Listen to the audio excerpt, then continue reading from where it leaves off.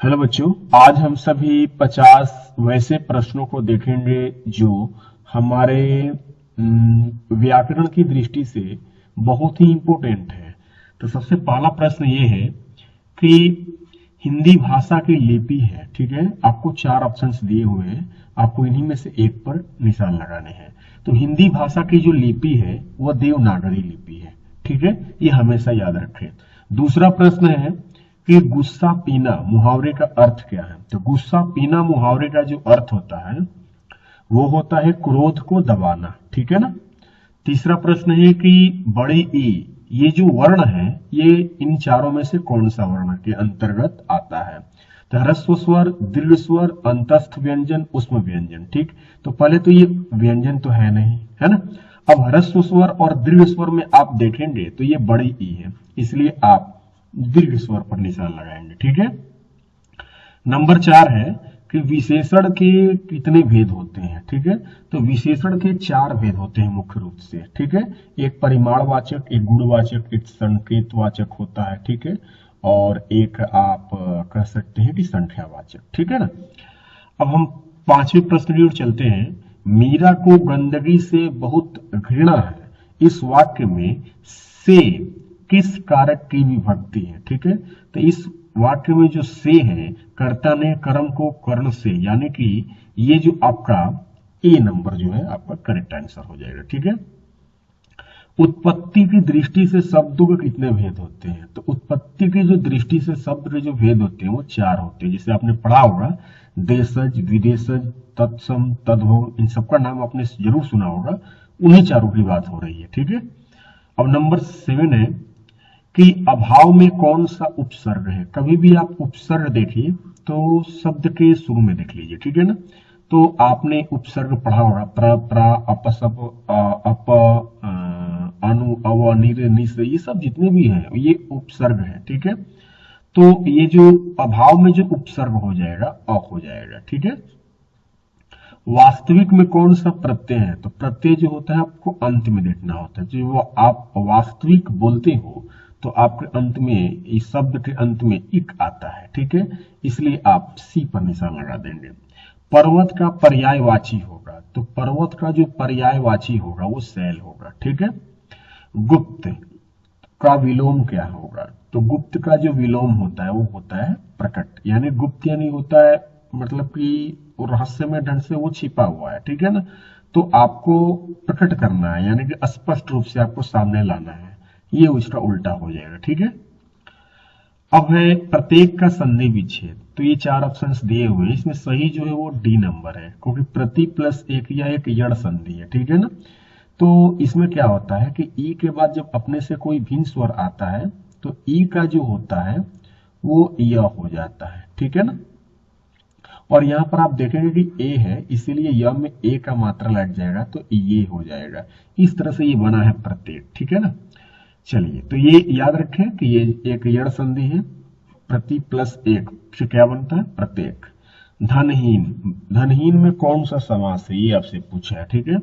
तो धनहीन को आप इस तरह से डिफाइन कर सकते हैं, धन से जो हीन है ना।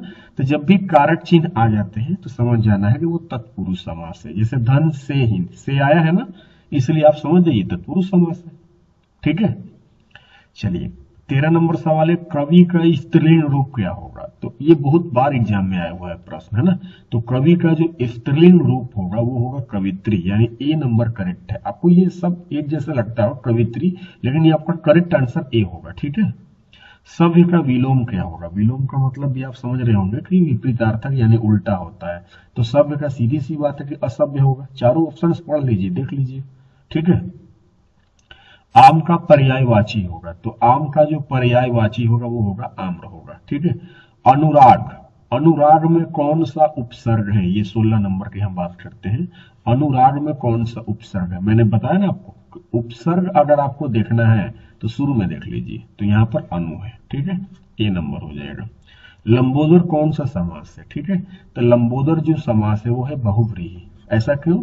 लंबोदर एक विशेष अर्थ देता है, इसमें कोई पद प्रधान नहीं है। लंबोदर का मतलब गणेश होता है, ठीक है ना। तो इसलिए बहुव्रीहि समास हो जाएगा, ठीक है। बहुव्रीहि समास में ऐसा ही होता है कि मतलब कोई पद प्रधान नहीं होता है, ना तो पूर्व पद होता है ना तो उत्तर पद होता है।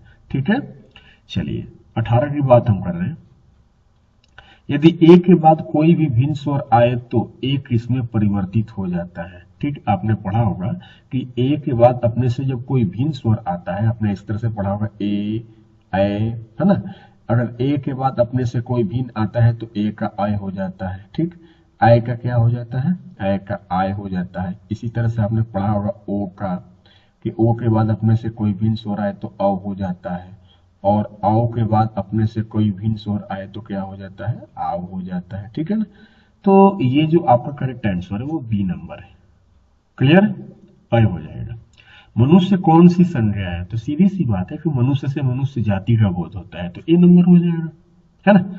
20 नंबर है, सर्वोत्तम का संधि विच्छेद क्या है, तो देखिए सी नंबर, सर्व प्लस उत्तम, ये गुण संधि है।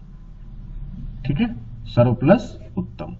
ठीक है, चलिए अंगूठा दिखाना। अब बताइए, इन चारों को पढ़ लीजिए। अंगूठा दिखाना का क्या अर्थ होता है, तो अंगूठा दिखाना का अर्थ होता है कि समय पर धोखा देना, ए नंबर हो जाएगा। ठीक है, लड़का आया था, तो था है तो कौन सा हो जाएगा, भूतकाल। ठीक है, शुद्ध शब्द है, इसमें जो शुद्ध शब्द ना, तो रोशन जो है ये गलत है, आकांक्षा। इसमें जो शुद्ध शब्द है ये हो जाएगा सी नंबर। ठीक है, तो रोशन नहीं होता, रोशन नहीं होता, रोशन होता है। ठीक है ना, आकांक्षा में ये जो छ नहीं होता है। ठीक है, और उत्कर्ष में ये धनुष वाला सा होता है। ये कर्तव्य बिल्कुल आपका सही है। ठीक है, मैं आप चला जाऊंगा, यानी कि मैं स्वयं चला जाऊंगा। तो जब स्वयं, अपने स्वयं की बात हो रही है तो ये निजवाचक है, क्योंकि ये निजता का भाव स्पष्ट हो रहा है। ठीक है, चलिए विशेषण शब्द किसकी विशेषता बताते हैं, सभी को पता है कि विशेषण जो होते हैं वो संज्ञा और सर्वनाम की विशेषता बताते हैं। हो गया, चलिए 26 कहते हैं के लिए। ठीक है ना, अब कारक पढ़िए, तो कारक और उसका चिन्ह के साथ, कर्ता ने कर्म को कर्ण से संप्रदान को के लिए, तो यहाँ पर तो के लिए तो संप्रदान में आता है, तो सीधी सी बात है कि बी नंबर पे लगा देंगे, है ना। निर्जन में कौन सा उपसर्ग है, तो निर्जन में आपका निर हो जाएगा।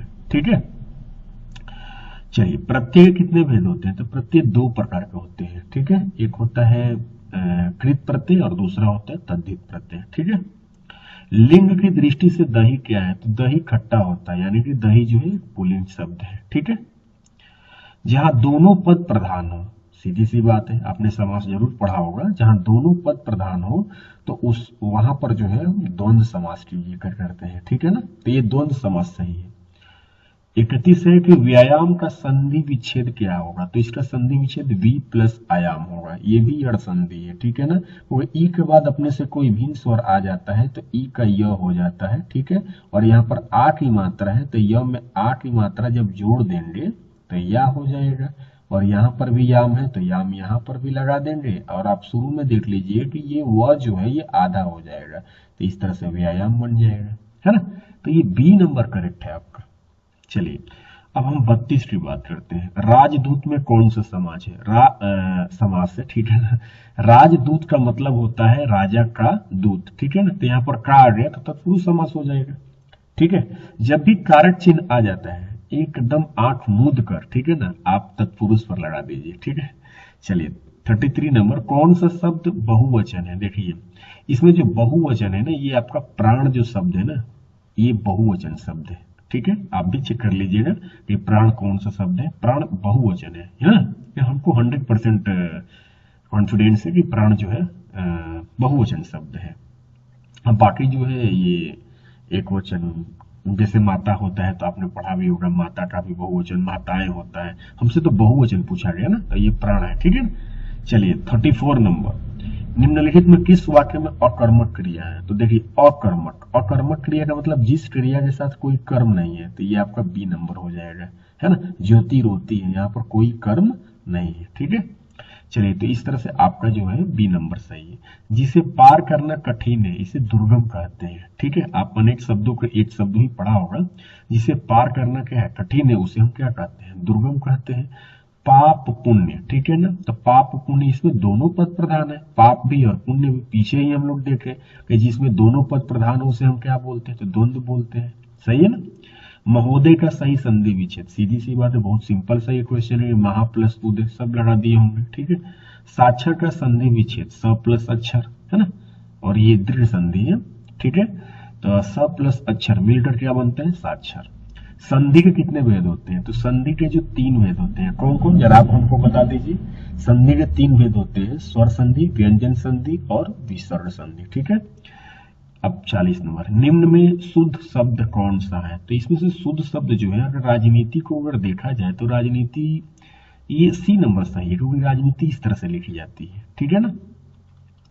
चलिए, पेड़ से पत्ते गिरे, यानी कि पत्ते क्या हो रहे हैं, अलग हो रहे हैं, तो आप कर्ता नहीं, कर्म को कर्ण से, संप्रदान को के लिए अपादान से, ये अपादान वाला में चला जाएगा, ठीक है ना। चलिए, क्योंकि अलगाव में इसी का यूज होता है, आपने भी पढ़ा होगा, ठीक है। विफलता का विलोम क्या होगा, तो अब लीजिए, विफलता का विलोम क्या हो जाएगा, सफलता हो जाएगा। हिंदी में व्यंजनों की संख्या जो होती है 33 होती है और स्वर की संख्या 11 होती है, ठीक है। जातिवाचक संज्ञा है, ठीक है। तो अब इसमें जातिवाचक, सेना तो है नहीं, क्योंकि सेना तो समूहवाचक है ना।